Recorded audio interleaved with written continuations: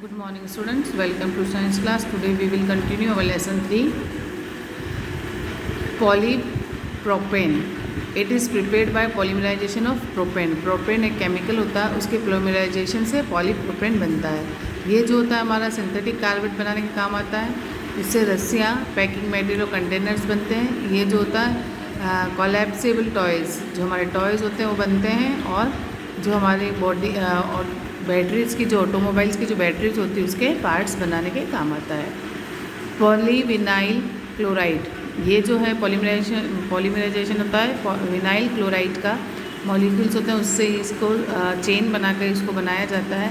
ये जो होता है जूते के हमारे सोल्स होते हैं वो बनते हैं। और हैंडबैग, रेनकोट्स वगैरह इसके बनते हैं। वाटर पाइप, वाटर टैंक और सैनिटरी जो फिटिंग के हमारे प्लास्टिक के जो आइटम होते हैं इसी से बने होते हैं। पीवीसी के बने होते हैं। डेकोरेटिव विनाइल फ्लोरिंग से आइटम भी इसी से बनते हैं, जो हमारी फ्लोरिंग यानी फर्श जो लगता है वो। इलेक्ट्रिक वायर्स और ग्रामोफोन रिकॉर्ड्स करने के जो सामान होते हैं वो सब इसी पीवीसी से बनते हैं। फिर टेफ्लॉन, टेफ्लॉन जो है वो जो है पॉलीमराइजेशन ऑफ टेट्राफ्लोरोथीन मॉलिक्यूल्स का बना होता है, जो हीट और केमिकल से अनइफेक्टेड यानी इससे ज़्यादा इफेक्ट नहीं करता।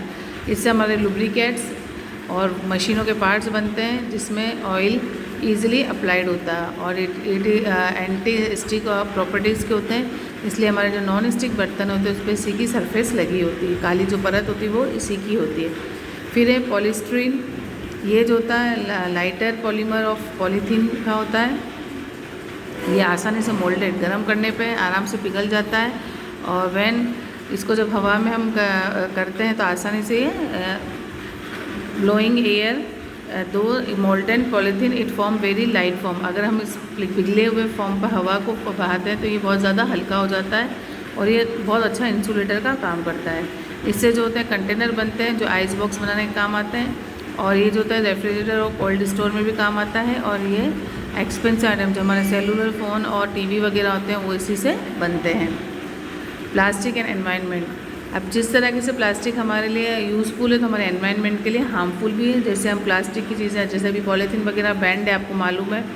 तो क्यों बैंड है? क्योंकि पॉलीथीन को जो है ख़त्म करने के लिए, पॉलीथीन को अगर हम जलाते हैं तो उसमें एक अजीब सी गंध आती है और धुआं निकलता है। वो धुआं हमारे लिए, सेहत के लिए जो होता है नुकसानदायक होता है। ये जो होते हैं आर्टिफिशियल फाइबर्स और जो ये होते हैं इनको हम नॉन बायोडिग्रेडेबल वेस्ट कहते हैं, जिनको ये हम वापस से रिसाइकल नहीं कर सकते। इसलिए द मटेरियल जो आसानी से नेचुरल प्रोसेस से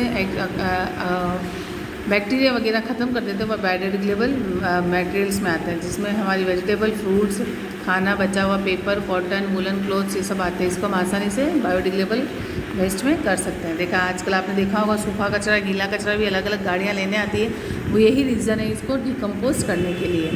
damage cause by plastic waste, क्या क्या प्लास्टिक हो जाता है, जिसे हम कैरी बैग्स वगैरह फेंकते हैं, नाली वगैरह में डाल देते हैं तो हमारी ड्रेनेज नालियाँ जो होती है वो चौक हो जाती है, गंदगी सारी रोड पर आ जाती है, जिससे लोगों को परेशानी होती है। प्लास्टिक बैग और गार्बेज जो होते हैं वो नॉन बायोडिग्रेडेबल होते हैं। इसे नेचुरल मैनर में बदलने में बहुत टाइम लगता है, बहुत ज़्यादा इसका खर्चा होता है, उससे मिट्टी को भी नुकसान होता है।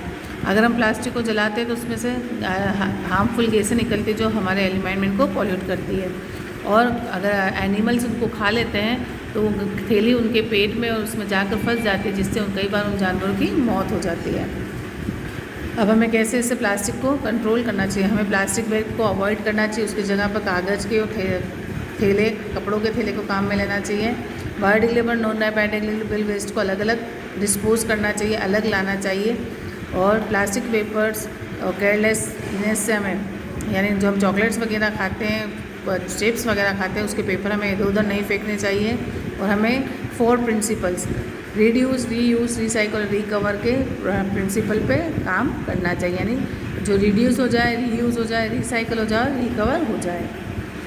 Thank you. आज हमारा लेसन यहाँ कंप्लीट हो गया है, कल हम इसके क्वेश्चन आंसर करेंगे। Thank you.